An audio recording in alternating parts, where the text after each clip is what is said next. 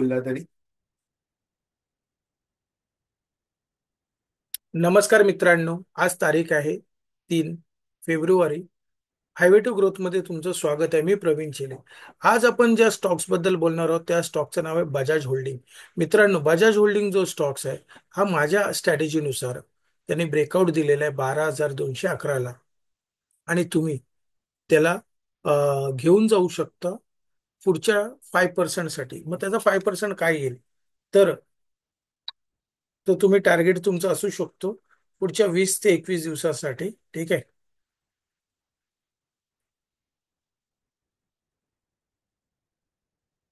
जवळजवळ तुम्हाला टार्गेट येईल 12,800 850च्या आसपास. त्या रेंजमध्ये येतो.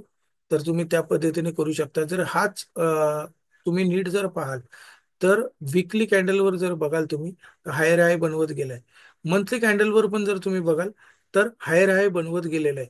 लास्ट महिन्यात त्यांनी डोजी त्याचे कॅन्डल बनवून तो हायर हाय बनवत गेलाय. दुसरं, जर आपण हे सगळं चार्टनुसार बघतोय तर आपण फंडामेंटल जरी बघितलं या कंपनीचा, तर फंडामेंटल जर तुम्हाला सांगायचं झालं तर ही कंपनी जी आहे बजाज होल्डिंग, हिचा पीई 18 आहे आणि त्याचं इंडस्ट्री पी जर तुम्ही बघाल तर 20 आहे. त्याच्या मानाने पण कमी आहे. दुसरं, ऑपरेटिंग प्रॉफिट मार्जिन 90%च्या आसपास आहे. ह्या होल्डिंग सेगमेंटमध्ये सगळ्यात स्वस्त अशी कंपनी आहे माझ्या दृष्टिकोनातून. मित्रांनो, तर मी तुम्हाला सांगेन की तुम्ही नक्कीच, म्हणजे याचं ऑपरेटिंग प्रॉफिट मार्जिन बघता किंवा कंपनीचा बघता, सगळ्यात बेस्ट कंपनी आहे इन्व्हेस्टमेंट करण्यासाठी सुद्धा.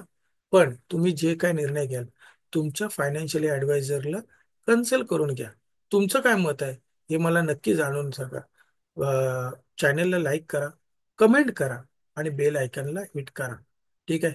पुन्हा भेटू उद्या. जय हिंद मित्रांनो. थँक्यू.